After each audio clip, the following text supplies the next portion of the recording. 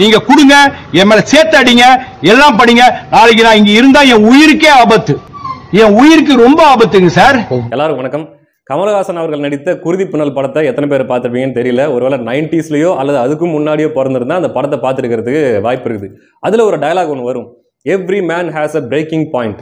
ஒவ்வொரு மனுஷனுக்கும் ஒவ்வொரு பிரேக்கிங் பாயிண்ட் இருக்கு அப்படின்ட்டு. ஒரு மனுஷன், குறிப்பா ஆண்கள், ஏன்னா பெரும்பாலான பெண்கள் தனக்கு வர்றதெல்லாம் அப்பப்பே வெளியே கொட்டிடுவாங்க, எதையும் உள்ளுக்குள்ளே வச்சுக்க மாட்டாங்க. நான் எல்லாரையும் சொல்ல, பெரும்பாலான பெண்கள். ஆண்கள் பார்த்தீங்கன்னா அவங்களோட இயல்பான குணம் முடிஞ்ச அளவுக்கு எல்லாத்தையுமே உள்ளுக்குள்ளே அடக்கி வச்சுப்பாங்க. அப்பப்போ ரியாக்ட் பண்ணிட்டு இருக்க மாட்டாங்க ஒவ்வொரு விஷயத்துக்குமே. ஒரு குறிப்பிட்ட அளவுக்கு அடக்கி வச்சு சகிச்சுக்கிட்டு பொறுத்துக்கிட்டு இருக்கும்போது, ஒரு குறிப்பிட்ட இடத்தை அது நெருங்கும் போது, அந்த பிரேக்கிங் பாயிண்ட்டை அது தொடும்போது மொத்தமாக வெடித்து எல்லாத்தையும் கொட்டி விட்டுருவாங்க. அப்போ தான் பார்க்குறவங்களுக்கே புரியும், ஓ இவ்வளோ வச்சுருந்தியாடா நீ உள்ளுக்குள்ளே அப்படின்றது பார்க்குறவங்களுக்கு அப்போ தான் புரியும். அந்த மாதிரியான ஒரு பிரேக்கிங் பாயிண்ட்டு தான் மயிலாடுதுறை டிஎஸ்பி ஐயா சுந்தரேசன் அவர்கள் தொட்டிருக்காருன்னு நினைக்கிறேன். ஏன்னா அவரும் பல தடவை சகிச்சு பார்த்துருப்பாரு. பார்த்துட்டு இப்போ தான் கடைசியாக போடா இதுக்கு மேலே இழக்கிறதுக்கு ஒன்றும் இல்லை, ஆகிறது ஆகட்டும், இந்த காவல்துறையில் நடக்கக்கூடிய அநியாயங்களை, இந்த காவல்துறையை குறிப்பாக அந்த 2 பேர் கட்டுப்படுத்துகிற அந்த விஷயத்தை நான் வெளியே சொல்லத்தான் போகிறேன், என்ன ஆகுதோ ஆகட்டும் அப்படின்ற இடத்துக்கு அவர் வந்துட்டார். இன்னும் சொல்லப்போனால் நேர்மையாக இருக்கக்கூடிய அதிகாரிகளுக்கு, குறிப்பாக இந்த திமுக ஆட்சியில் நேர்மையாக இருக்கக்கூடிய அதிகாரிகளுக்கு என்ன கதி ஏற்படும் அப்படிங்கிறதுக்கு ஐயா சுந்தரேசன் அவர்களே ஒரு சாட்சி. ஏன் நான் குறிப்பாக திமுகன்னு குறிப்பிட்டு சொல்கிறேன் அப்படின்னா, அதை நான் சொல்ல, அவரே தான் சொல்கிறாரு. ஏங்க 10 வருஷம் அதிமுக ஆட்சி, இந்த அதிமுக ஆட்சியில் இந்த மாதிரியான பிரச்சனைகள் எதுவும் எங்களுக்கு வந்ததில்லைங்க.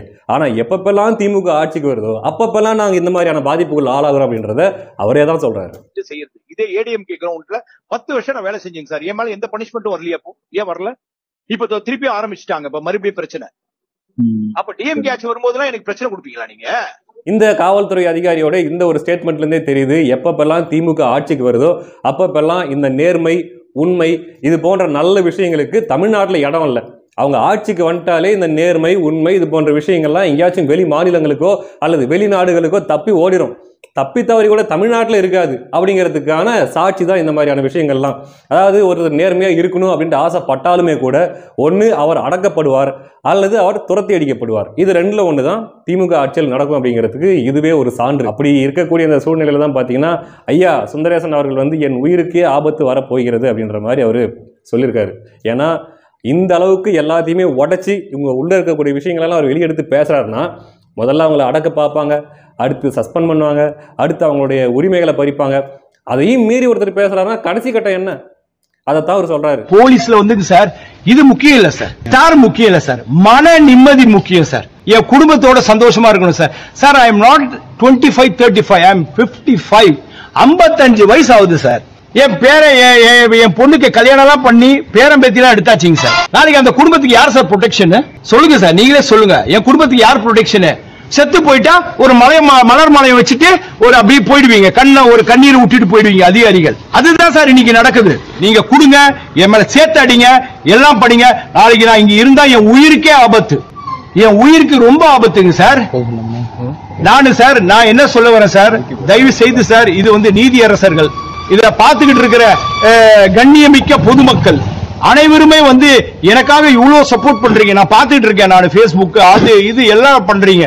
ஆனா ஏன் நம்ம ஆனரபிள் சிஎம் சார் என்ன கூப்பிட்டு விசாரிக்கணும் சார்? சரி, ஆனரபிள் சிஎம் சார் இதுக்கெல்லாம் வேலை இல்ல, அவங்க விசாரிக்க முடியாது, கரெக்ட். ஏன் சார் மத்தவங்க விசாரிக்கணும் இல்லைங்க சார்? அவங்க துறை அதிகாரிகளை கூப்பிட்டு அவர் கேட்கணும் இல்ல சார், என்னப்பா இவ்வளவு குற்றச்சாட்டு இந்த அதிகாரி வைக்கிறாரு, என்னத்துக்காக நீங்க அவரை கூப்பிட்டு விசாரிக்கல? டிஜிபி சார் கேட்கணும் சார். குறிப்பா பாத்தீங்கன்னா காவல்துறையில் நடக்கக்கூடிய இந்த குளறுபடிகளுக்கு முக்கியமான காரணம் யாரு அப்படின்ட்டு ஒரு 2 பேரை இவர் குற்றச்சாட்டு வைக்கிறார். அப்படின்னா உளவுத்துறை டிஐஜி செந்தில் வேலன் அவர்கள் மற்றும் சட்டம் ஒழுங்கு காவல் அதிகாரி டேவிட்சன் ஆசீர்வாதம், இந்த 2 பேர் மேலதான் குற்றச்சாட்டு வைக்கிறார். இவர்களாக ஒரு தனி கவர்மெண்ட் நடத்திட்டு இருக்காங்க, இவங்க வச்சதுதான் சட்டம், இவங்க நினைச்சதுதான் நடக்கணும்ன்ற மாதிரி இவங்க நடந்துட்டு இருக்காங்க அப்படின்ற மாதிரி இவங்க 2 பேர் மேல குற்றச்சாட்டு வைக்கிறாரு.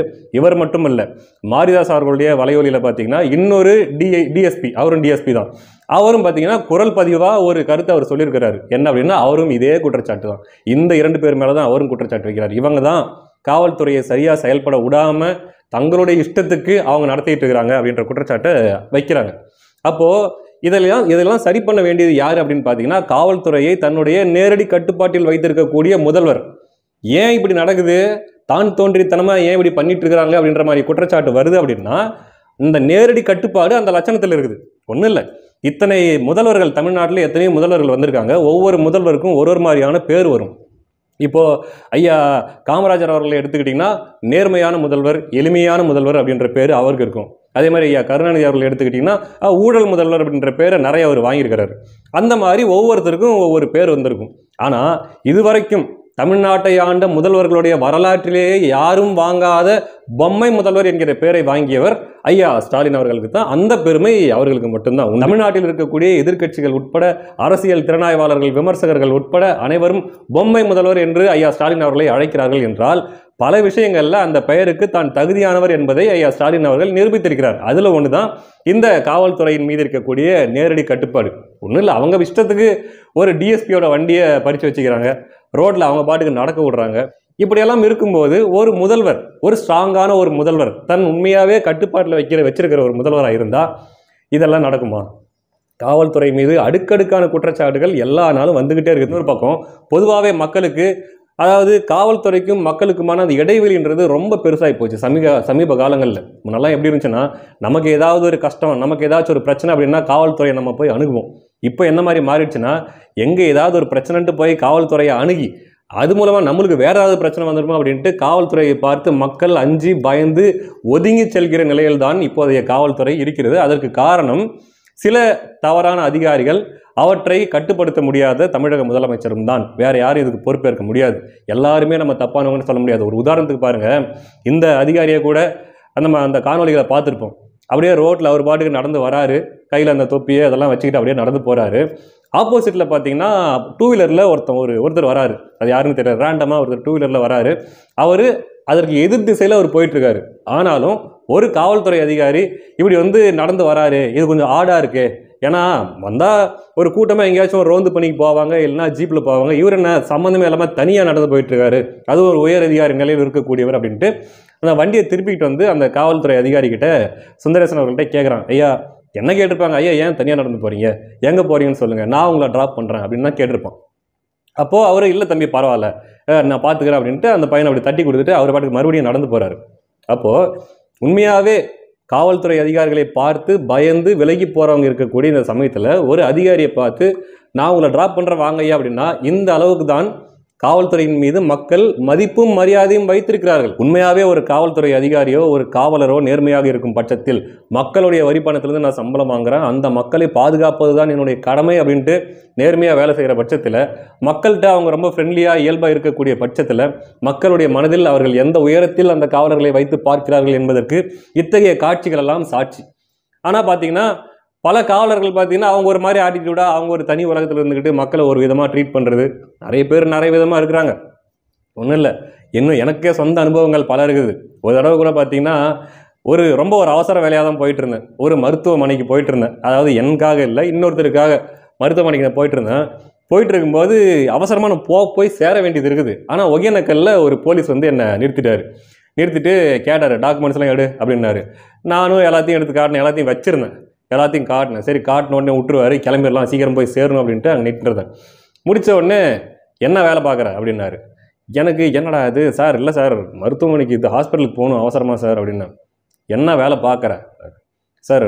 டீச்சராக இருக்கிறேன். இது எப்போ அப்படின்னா சில ஆண்டுகளுக்கு முன்னாடி நான் ஆங்கில ஆசிரியராக பணியாற்றி கொண்டிருந்தேன். அந்த சமயத்தில் சார் டீச்சராக இருக்கேன் சார் அப்படின்னா. எங்கே வேலை பார்க்குறேன் சார்? உத்தரப்பிரதேசில் சார், யூபியில் அப்படின்னு. என்ன சப்ஜெக்ட் என்னாரு? எனக்கு கடுப்பாயிடுச்சு. ஏங்க எவ்வளோதான் அவசரமாக போயிட்டுருக்கேன், எனக்கு எவ்ரி செகண்ட் கவுண்ட்ஸ், ஒரு செகண்ட் எனக்கு லேட் ஆகுது. அதனால் சார் இங்கிலீஷ் டீச்சராக இருக்கேன் சார். அப்படியா? நேச்சர் போயட் யார் அப்படின்னாரு. எனக்கு ஐ பிகேம் ரியலி ஃபியூரியஸ். ஆனால் நான் என்ன பண்ணுறது, நம்ம கோவத்தை காட்ட முடியாது, நம்ம கோவத்தை காட்டக்கூடிய இடம் அது இல்லையே, எப்படியாவது இங்கிருந்து தப்பிச்சு போனால் போதும்ன்றது தான் அந்த இடத்துல இருக்கக்கூடிய மனநிலை. நம்ம கோவத்தை காட்டினா அது இழப்பு யாருக்குன்றது நமக்கு நல்லாவே தெரியும். அதனால் William Wordsworth sir. Supernatural poet யார்? S T Coleridge sir. எஸ்டினா என்ன? ஸ்கெட்யூல் ட்ரைப்ஸ்ன்னு சொல்லலான்னு தோணுச்சு. சரி எதுக்கு சாமுவல் டெய்லர் கோலரிட்ஜ் சார். படித்து தான் வாத்தியார் ஆயிருக்கிற. சரி கிளம்பு அப்படின்னாரு. ஒரு சாதாரண ஒரு மனிதனுக்கு ரொம்ப அவசரமா மருத்துவமனைக்கு போய் சேர வேண்டிய ஒருத்தனுக்கு நிக்க வச்சு இந்த மாதிரி ரேகிங் பண்ணா எப்படி இருக்கும் சொல்லுங்க பார்க்கலாம். பொதுவாக பள்ளிக்கூடங்கள்ல அல்லது கல்லூரிகளில் ஒரு மாணவரை இன்னொரு மாணவரை மாற்றி ரேகிங் பண்ணிக்கிறதான் பார்த்துருக்கிறோம். இங்கே ஒருத்தர் வாத்தியாரை நிக்க வச்சு ரேகிங் பண்ணிட்டு இருக்கிறாரு. இதையெல்லாம் பார்க்கும்போது ஆட்டோமேட்டிக்காவே காவல்துறையினாலே நமக்கிட்ட இருந்து கொஞ்சம் ஒதுங்கி கொஞ்சம் தூரமா இருக்க மாதிரியான ஒரு சூழ்நிலை தான் ஏற்படுது. அதே மாதிரி சில நல்ல காவலர்களும் நல்ல அணுகுமுறையோட நம்ம கிட்ட அணுகும்போது, அதே மாதிரி சில நேரங்களில் நம்ம இக்கட்டான நேரத்தில் நமக்கு உதவியும் செய்வாங்க. அந்த மாதிரி இருக்கும்போது காவலர்கள் மீது ஒரு மதிப்பு வரும். அப்போ உண்மையாவே சில காவல்துறை அதிகாரிகள் சில காவலர்கள் மக்கள்கிட்ட வந்து ஒரு ஃப்ரெண்ட்லி அப்ரோச்சோட இருக்கணும், அல்லது தான் இருக்கக்கூடிய அந்த துறையில நேர்மையா இருக்கணும் அப்படின்னு நினைச்சாலுமே கூட அவர்கள் இருக்க விடாமல் செய்வது, அல்லது அதுக்கு மிஞ்சி இருக்கணும்னு நினைச்சா அங்கிருந்து துரத்தி அடிப்பது யார் அப்படின்னா, எல்லாத்துக்கும் மேல உட்காந்துக்கிட்டு தனி ராஜ்யம் நடத்திட்டு இருக்கிறாங்க பார்த்தீங்களா, நான் தான் எல்லாமே அப்படின்ட்டு அந்த காவல்துறை அதிகாரிகள் தான் அப்படின்றது இவர்கள் சொல்றதுலேருந்தே நமக்கு புரியுது. அப்போ இதெல்லாம் கட்டுப்பாட்டில் வைக்க வேண்டியது யாரு அப்படின்னா அந்த காவல்துறையினுடைய அமைச்சர், முதலமைச்சர் ஐயா ஸ்டாலின் அவர்கள் தான். ஏற்கனவே அஜித்குமாருடைய விசாரணை மரணத்தின் போது அவர் அடிக்கப்படுற அந்த காட்சியை பாத்ரூம்ல இருந்து தெரியாம படம் பிடிச்ச அந்த நபர் அதை கொண்டு போய் கோர்ட்ல சமர்ப்பிச்சதுனால அவருக்கு கொலை மிரட்டல், அவருடைய உயிருக்கு ஆபத்து அப்படின்ற மாதிரியான விஷயங்கள்லாம் வந்துச்சு. யாருக்கிட்ட இருந்து வந்துச்சு அப்படிங்கிறது நமக்கு வெட்ட வெளிச்சமாக தெரியும். ஏன்னா அந்த கொலை மிரட்டல், அந்த கொலையை செய்தது யார் அப்படின்னும் போது யாருக்கிட்ட இருந்து அந்த கொலை மிரட்டல் வந்திருக்குன்றது நமக்கு நல்லாவே தெரியும். இப்படியான ஒரு பக்கம் இருக்குது. இன்னொரு பக்கம் பார்த்தீங்கன்னா, இங்கே ஒரு அம்மாவும் ஒரு பையனும் அழுகுறதை நீங்கள் பாருங்க. அம்மா அழுவாதமான்னு சொல்லிட்டு அந்த குழந்தை, அந்த அம்மா தூக்கி வச்சுட்டு இருந்தா அந்த குழந்தை அழுகுது. எதுக்காக அப்படின்னா, இந்த கனிம வள கொள்ளைக்கு எதிராக போராடின அவருடைய கணவன் கொலை செய்யப்பட்டதுக்காக அந்த அம்மா அழுகுறாங்க.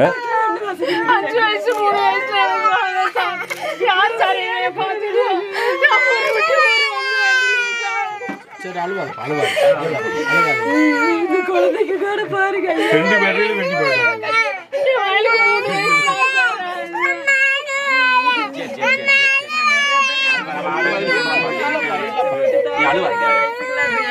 இப்படி ஐயா ஸ்டாலின் அவர்களுடைய இந்த திமுக ஆட்சியில், இந்த திராவிட மாடல் ஆட்சியில் இந்த மண் காக்கப்பட வேண்டும், கனிம வளங்கள் காக்கப்பட வேண்டும் என்று போராடுகிறவர்களுக்கு ஏற்படுகிற நிலை ஏற்கனவே இப்படிதான். ஜகபர் அலி அப்படின்ட்டு ஒருத்தரை லாரி ஏற்றி ஒரு முறை ஏற்றி செத்துட்டானா அப்படின்ட்டு செக் பண்ணி இன்னொரு முறை ஏற்றி கொண்டுட்டு இப்படிப்பட்ட ஒரு அவல நிலை நடந்தது. இன்னொன்று திருநெல்வேலியில் ஒருத்தர் இதே மாதிரி தான், என்ன கொலை பண்ண போறாங்க, நான் சாக போறேன் அப்படின்ட்டு ஒரு நாளைக்கு முன்னாடியே வீடியோ போட்டு வெளியிட்டாரு.